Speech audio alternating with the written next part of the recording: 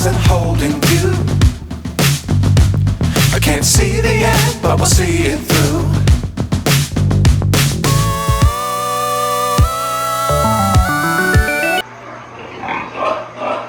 Kailangan talagang i-repair namin itong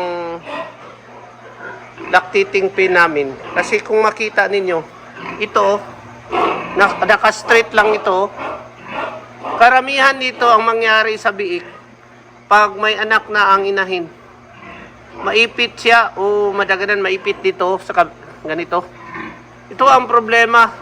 Karamihan sa mga paruwing pin, ang ginagawa nila ganito lang straight. Kung makita ninyo, karamihan mga ganito. Ito kasi ang luma kong pin. Yun, ito ngayon ang ayusin ko. Oh, naka-straight lang. Naka-straight lang ang poste niya. Ito ang problema pag naka-straight ang poste. Pag manganak na ito, dito,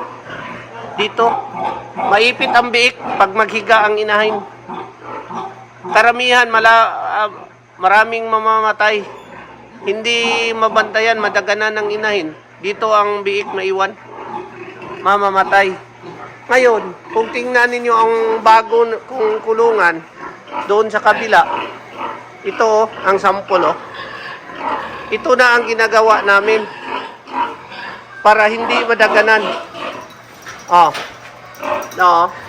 Yon, tingnan ninyo. Yan ang poste. Yon, doon sa kabila. Yan ang poste na sa bago naming ni-repair. Ito na. Dito, na-try na namin. Hindi matamaan. Yun may mga biik. Mga biik. Malalaki na Ito, 20 days pa lang. 20 days pa lang, malalaki na. Doon karamihan kung malalaki na. Yan mayroon nagpumasok doon may napasok na biik. Kung hindi yun nakaganon, yan, madaganan o maipit yung biik Yun, tingnan nyo, may pumasok ang takbo sa inahan. Yan, maipit kung ganon. Yun ang problema. Pag hindi ganon ang poste. Yun, kailangan natin talagang i-repair ang mga ganyan para maiwasan natin may damage o mamatay yung biik natin. Karamihan na nangyari sa akin. Dapat sa inyo, kung maggawa kayo ng ganito, i-observe ninyo na huwag kayong magawa ng ganon na straight sa inyong lactating pin. Repair me ka ngayon ng pintuan sa lactating pin namin. Tingnan ninyo kasi nasira na. Ito ngayon ang ginagawa sa aming welder. Nakita ko sa inyo. Ngayon, ito, tingnan ninyo, ito ang sira sa mga sa harap. Karamihan dito masira kasi madaling kinain ng kalawang dahil doon sa mga feeds at saka yung inahin, kinakagat nila ito. Lalo na kung malapit na manganak. Ngayon, para makatipid kami, nilagyan na lang namin ng deform bar, pero madali lang ito ang gawin namin. Tapos, lagyan na lang ng red lead.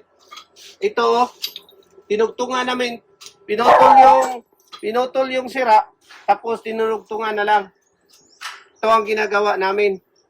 Makita niyo itong sa finish na ito. Ito. Tapos na ito. Ito ang tapos na repair. Kita ninyo. Ito, napa. Ito, tingnan ninyo yung isa. Ito ang nilagyan namin ng mga deform bar. May mga deform bar. para pangdagdag reinforce doon sa ito, sa 1/2 na pipe kasi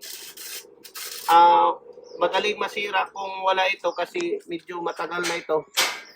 Kinakain ng kalawang. Ito, sarap. Tingnan. Sarap. Yan. Pagkatapos nito, ibalik namin doon sa loob. Ang ginawa namin, ito, lagyan namin dito ng bakal, tapos ibuhos. Walang welding doon sa loob ng pigiri. Ito, dubulak ito. May lock pa dito. May lock pa dito. Karamihan yung mga malalaking inahin. Masira yung lock. Tingnan ninyo ito.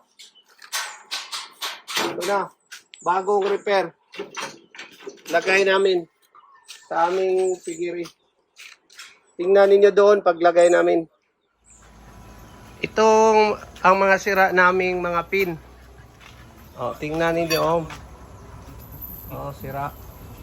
Yung pinaka tibay naming tirador kung paano mag-repair nito. Yung pinakapugi sa dulo. Maraming sira. Ito. Aayusin namin. Nanin nyo. Repair. Nakat. Lagyan natin ng yan.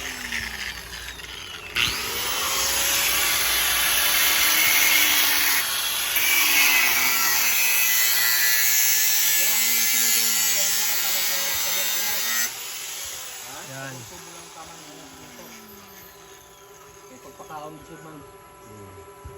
Pagkakaon ba? Ano yung subukan?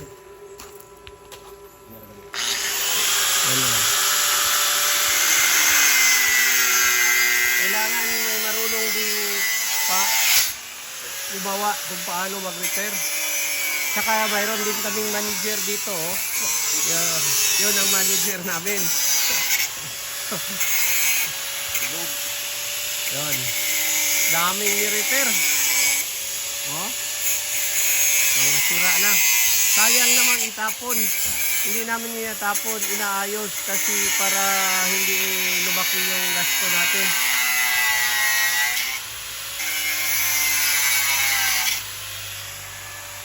Ayusin lang natin. Yun tingnan ninyo pati sa ilalim sira na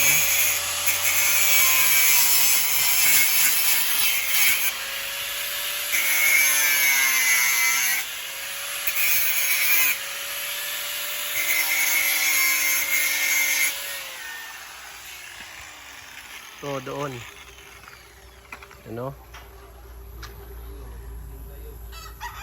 Sira na.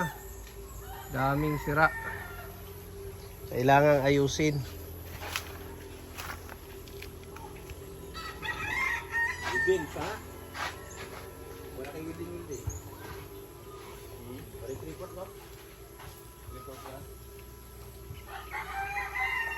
Tubo? Ito. Itong lagyan na ng pagkain dyan, Yan. Sira. Sira na.